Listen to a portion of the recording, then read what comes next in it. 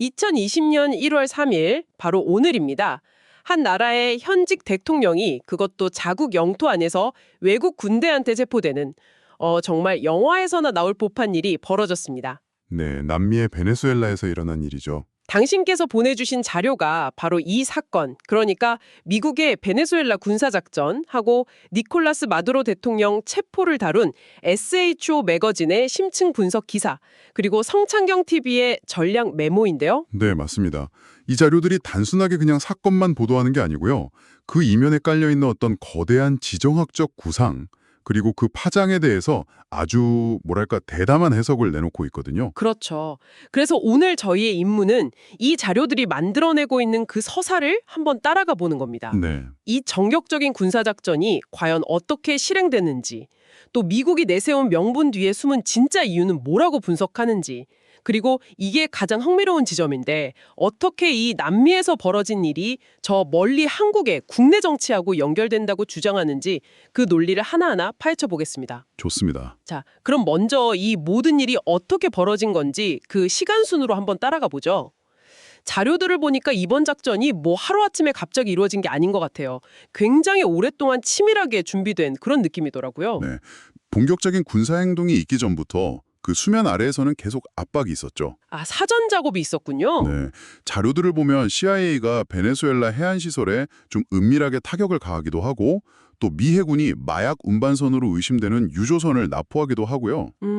뭐랄까 서서히 올가미를 조여오는 그런 분위기였던 거죠. 긴장감을 계속 끌어올리다가 마침내 D-Day가 밝거든요. 2026년 1월 3일 새벽이에요. 네, 수도인 카라카스하고 또 공군본부가 있는 마라카이 상공에서 최소 7차례의 연쇄적인 폭발음이 들리면서 작전에 막이 올랐습니다. 네. 근데 여기서 중요한 건요. 이게 그냥 뭐 전면적인 공습 이런 거랑 양상이 좀 달랐다는 점입니다. 어떻게 달랐죠?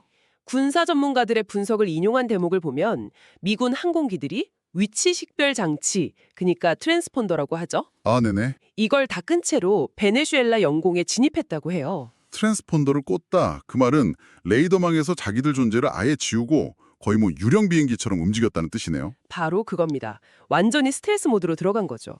적의 눈과 귀를 다 막아놓고 핵심 목표만 정확하게 타격하려는 의도였던 거예요. 정말 은밀하게 움직였네요.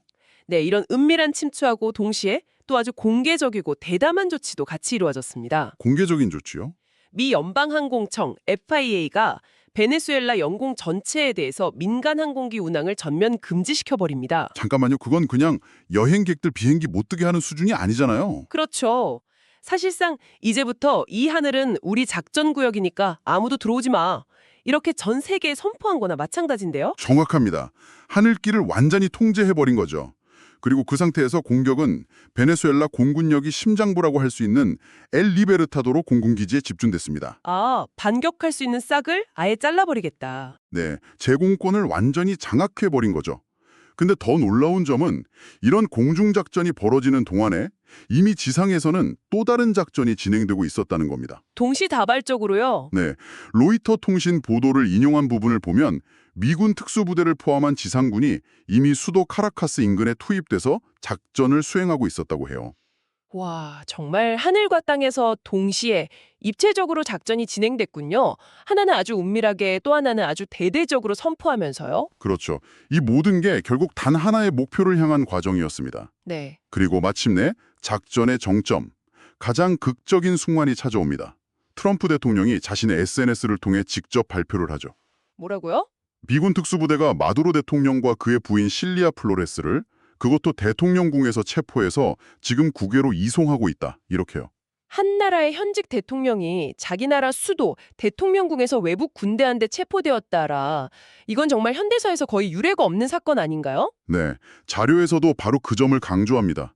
현지 국가 정상이 자국 영토에서 미군에게 체포된 건 1990년 파나마의 마누엘 노리에가 이후에 무려 36년 만의 일이라고 하죠. 36년 만에요. 네, 이걸 바로 현대전의 핵심 개념 중 하나인 참수작전의 전형적인 성공 사례라고 분석을 합니다. 아, 참수작전. 네, 디캐피테이션 스트라이크. 전쟁을 막 전면전으로 키우지 않고요. 마치 외과 수술처럼 적의 지휘부, 그러니까 머리만 정확하게 제거해서 저항 의지를 단숨에 꺾어버리는 방식이죠. 최소한의 피해로 최대한의 효과를 거둔 거군요. 맞습니다. 전략적 목표를 달성한 거죠. 작전 전개 과정만 들어도 정말 숨막히네요. 자, 그렇다면 이제 더 근본적인 질문으로 넘어가 보죠. 미국은 도대체 왜 이런 극단적인 군사행동을 한 걸까요? 자료들이 제시하는 명분은 뭐였습니까? 자료들은 미국이 내세운 명분을 크게 한 3가지 정도로 정리합니다. 첫 번째는 마약 테러와의 전쟁입니다. 마약 테러요? 네, 마두로 정권이 국가적으로 마약을 생산하고 유통시켜서 미국 사회를 공격하고 있다. 이런 혐의죠. 근데 이게 그냥 주장만 한 게 아니라 이미 법적인 절차까지 다 밟아놓은 상태였다는 점이 흥미롭더라고요. 맞습니다. 그게 핵심이에요. 미 법무부 산하 마약 단속국 DEA가 이미 마두로 대통령을 마약 테러, 돈 세탁 이런 혐의로 공식 기소하고 현상금까지 걸어놨었거든요. 아, 이미 범죄자로 딱 지목을 해놨군요. 그렇죠. 그렇기 때문에 이번 군사작전을 전쟁이 아니라 기소된 범죄인을 체포하는 법집행 활동이라고 규정할 수 있었던 겁니다. 와, 그건 정말 교묘한 프레임인데요. 주권 국가에 대한 침공이라는 비난을 피해갈 수 있는 어떤 법률적인 방패막이를 미리 다 만들어둔 셈이네요. 바로 그 지점을 자료들은 하이브리드 전쟁의 새로운 모습이다 이렇게 분석을 합니다. 사법적인 기소라는 명분하고 최첨단 군사력 사용을 결합해서 전쟁과 치안 활동의 경계를 그냥 허물어버리는 거죠. 그렇게 되면 정당한 법집행이라는 주장에 반박하기가 아주 까다로워지겠네요. 그렇죠. 알겠습니다. 그럼 두 번째, 세 번째 명분은 뭐였죠? 두 번째는 우리한테도 좀 익숙한 거죠. 인권과 민주주의 수호입니다. 아, 마두로 정권이 야당이랑 반대파를 무자비하게 탄압해왔으니까 우리가 베네수엘라 국민들에게 민주주의를 되찾아주겠다. 이런 명분을 내세웠고요. 네. 그리고 세 번째 명분이 아마도 이 자료들이 가장 중요하게 생각하는 가장 큰 그림일 텐데요. 바로 중국 견제라는 지정학적 목표입니다. 중국이요. 베네수엘라를 공격했는데 사실 진짜 타겟은 중국이었다. 이런 건가요? 네, 자료들의 분석은 바로 그 지점을 향합니다. 트럼프 행정부가 베네수엘라를 그냥 남미의 독재국가 이렇게 본 게 아니라는 거예요. 그럼 뭐라고 봤는데요? 남미 대륙의 중국 거점 도시로 규정했다는 겁니다. 중국의 1대1로 프로젝트에 깊숙이 관여하고 또 중국한테서 막대한 경제적, 군사적 지원을 받으면서 남미에서 중국의 영향력을 키우는 교두보 역할을 해왔다는 거죠. 아하. 따라서 마두로 정권을 무너뜨리는 건 곧 남미에서 중국의 팔다리를 잘라내는 것과 같다. 이런 해석인 겁니다. 알겠습니다. 그럼 정리를 좀 해보면 마약 소탕이라는 법 지팡이의 옷을 입고 민주주의 회복이라는 정치적 명분을 내걸었지만 그 속에는 사실 중국의 확장을 막으려는 거대한 지정학적 계산이 깔려 있었다. 이렇게 요약할 수 있겠네요. 정확합니다. 이 세 가지가 딱 맞물려 돌아가는 복합적인 작전.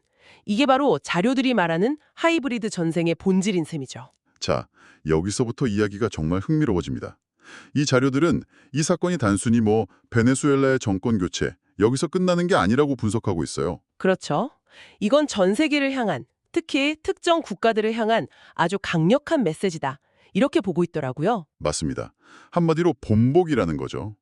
특히 미국의 패권에 도전하는 반미, 친중 성향의 독재자들, 이 사람들한테는 오금이 저리는 경고가 될 거라고 평가를 합니다. 오금이 저린다. 네, 자료들은 북한의 김정은이나 중국의 시진핑 같은 인물들의 이름을 직접 거론하기까지 해요. 직접요. 네, 미국의 국익이 정면으로 반하는 행동을 하면 이제는 경제 제재나 외교적 압박 이런 걸 넘어서 언제든 최고 지도자를 직접 제거할 수 있다는 선례를 똑똑히 보여줬다는 겁니다. 우리는 한다면 한다는 걸 그냥 행동으로 보여준 셈이군요. 그렇죠. 그런데 이런 경고가 더 큰 전략의 일부라는 분석도 나오죠. 지정학적 도미노 전략이라는 개념이 등장하던데요. 네, 그 부분이 이 분석의 핵심 중 하나입니다. 미국의 전략가들이 이 세계 지도를 어떻게 보고 있는지를 좀 엿볼 수 있는 대목인데요.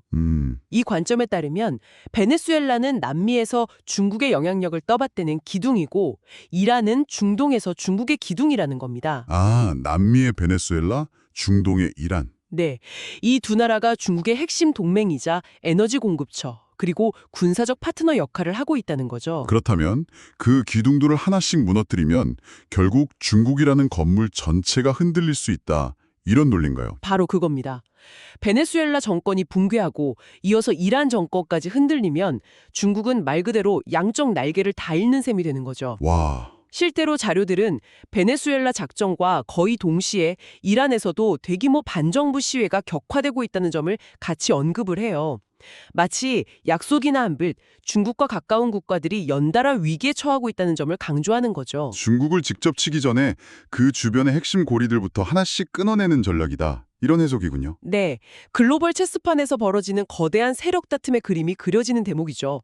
그런데 장신께서 보내주신 자료들이 정말 대담하다고 느낀 지점은 바로 다음입니다. 네. 이 거대한 지정학적 도미노 현상을 한국의 국내 정치 상황과 직접적으로 연결을 짓고 있다는 점이에요. 네, 이 지점에서 분석의 초점이 국제 무대에서 한국으로 갑자기 확 좁혀져 들어옵니다. 그렇죠. 자료들은 더불어민주당의 이재명 대표를 친중, 반미 성향의 정치인으로 규정을 하는데요. 마침 이번 베네수엘라 작전이 이재명 대표의 중국 국빈 방문을 바로 앞둔 시점에 실행됐다는 점에 주목을 합니다. 타이밍이 절묘하다, 이건 우연이 아니다, 이렇게 보는 건가요? 우연이 아니라 명백한 메시지라고 주장합니다. 이 대표를 향한 미국의 강력한 경고라는 거죠. 어떤 경고죠? 미국의 반대편에 서서 중국과 손을 잡는다면 당신의 미래도 마두로와 다르지 않을 수 있다. 뭐 이런 식의 무언의 압박이라는 해석입니다. 와, 심지어 이런 분석을 뒷받침하려고 이재명이 보고 겁먹었을 것이라는 식의 온라인 댓글 반응까지 인용을 하고 있습니다. 잠시만요. 이 부분을 들으시는 분들 중에 한국 정치 지형에 익숙하지 않은 분들도 계실 테니까 맥락을 좀 짚어볼게요. 이 자료들이 이재명 대표를 친중 반미로 규정하는 건 한국의 특정 보수 진영에서 야당의 외교 노선을 비판할 때 사용하는 그런 프레임인 거죠. 맞습니다. 이 자료들의 시각은 한국 보수 진영의 특정 관점을 아주 강하게 반영하고 있습니다. 야당이 중국에 대해서 좀 유화적인 태도를 보이고 한미동맹에는 소극적이다. 이런 인식을 바탕으로 이런 분석을 내놓는 겁니다. 네, 저희는 뭐 이 주장을 검증하려는 게 아니라 자료들이 어떤 논리로 베네수엘라 사태와 한국 야당 대표를 연결하는지 그 논리를 들여다보고 있는 거죠. 바로 그겁니다. 알겠습니다. 그 논리의 연결고리가 하나 더 있죠. 제가 보기엔 이게 이 자료들 분석에서 가장 독특하고 좀 도발적인 부분 같은데요. 바로 부정선거 쟁점입니다. 네, 바로 그 지점입니다. 갑자기 베네수엘라 군사작전 이야기하다가 부정선거 음모론으로 보이는 주제로 넘어가니까 조금 당황스러우실 수도 있는데 이 자료들은 이 둘 사이에 아주 깊은 연관이 있다고 주장합니다. 그 연결 논리가 정확히 뭔가요? 논리는 이렇습니다. 우선 이 자료들은 베네수엘라를 전 세계 부정선거의 핵심 기지 혹은 수출 기지로 지목을 해요. 부정선거의 수출 기지요? 네, 베네수엘라의 선거 시스템 기술이나 노하우가 다른 나라들로 퍼져나갔다. 이런 주장인 거죠. 그리고 여기서 과거 윤석열 대통령이 한국의 부정선거 의혹과 관련해서 글로벌 세력이 개입돼 있다고 언급했던 발언을 다시 가져옵니다. 아, 그러니까 그 글로벌 세력의 본거자가 바로 베네수엘라이고 미군이 그곳을 장악했으니까 이제 모든 비밀이 밝혀질 거다. 이런 기대감이군요. 정확합니다. 미군이 마두로 정권을 무너뜨리고 대통령궁이랑 정부 전산 시스템을 장악했으니 그 안에서 베네수엘라가 다른 나라 선거에 어떻게 개입했는지에 대한 증거, 이른바 스모킹 건이 나올 수 있다는 겁니다. 네. 그리고 그 증거의 파편들이 결국 한국의 부정선거 의혹의 실체를 규명하는 결정적인 신호탄이 될 것이다. 이런 기대를 담고 있는 거죠. 와, 정말 대담한 주장이네요. 한 국가에 대한 군사작전의 결과가 전혀 다른 나라의 선거 시스템에 대한 진실규명으로 이어진다는 발상이니까요. 그렇죠. 정리하자면 미군의 군사작전이 단순히 독재자를 체포하는 걸 넘어서 숨겨진 정보 네트워크로 폭로하는 판도라의 상자를 여는 열쇠가 될 수 있다고 보는 거군요. 네, 이 자료들의 세계관 안에서는 모든 게 다 연결되어 있습니다. 베네수엘라의 독재 정권, 중국의 팽창 전략, 한국의 야당, 그리고 선거 시스템의 투명성 문제까지 이 모든 것이 반미, 친중, 글로벌리스트라는 거대한 세력과 그에 맞서는 자유진영의 싸움이라는 큰 틀 안에서 해석되는 겁니다. 오늘 정말 흥미로운 분석들을 살펴봤네요.